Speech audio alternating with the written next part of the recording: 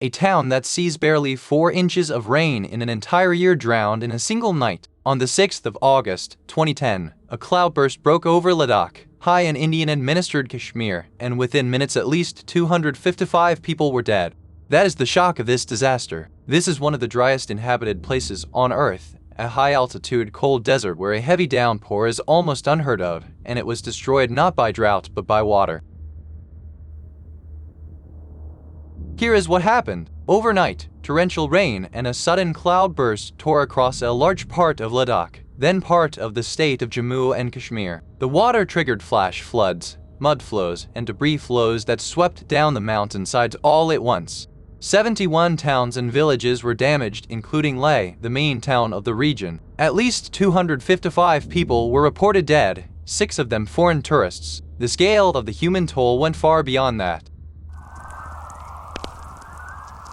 In the immediate aftermath, 200 people were reported missing. Thousands more were left homeless as the floods ripped through homes, roads, and infrastructure. In total, 9,000 people were directly affected by a storm that lasted a single night. To understand why this was so catastrophic, you have to understand Leh. It sits on a plateau at around 3,500 meters above sea level, roughly 11,500 feet. It normally receives very little rain, only about 100 millimeters a year, under 4 inches. Geographers call it a high-altitude cold desert. The average rainfall for the entire month of August is just 15.4 millimeters. The most rain ever recorded there in a single 24-hour period was 51.3 millimeters. So a cloudburst dumping heavy rain onto bone-dry, barren slopes was something the land had almost no capacity to absorb. That is why the flows themselves were so deadly. A mudflow is fast-moving debris and dirt that has been liquefied by water. These flows can move at 3 to 5 meters per second. Because mud contains a large proportion of clay, it stays more fluid than ordinary debris, letting it travel farther and across gentler slopes, reaching places that might otherwise feel safe. The debris flows were even more violent. These are water-laden masses of soil and shattered rock that pour down mountainsides, funnel into stream channels, and grab everything in their path before dumping thick, muddy deposits on the valley floor below. They are as dense as a rockslide, yet high pressure in the trapped water lets them flow almost as freely as a river. Descending steep channels, debris flows commonly exceed 10 meters per second, about 36 kilometers per hour, and the largest move much faster still.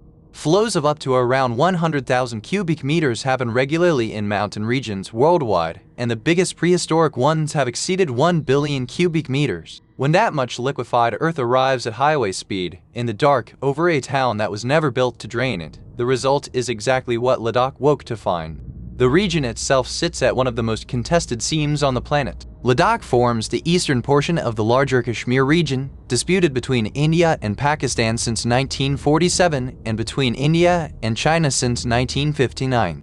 It borders Tibet to the east and stretches from the Siachen Glacier in the Karakoram down to the Great Himalayas. The lasting lesson of the 2010 Ladakh floods is that the driest places are not the safest ones.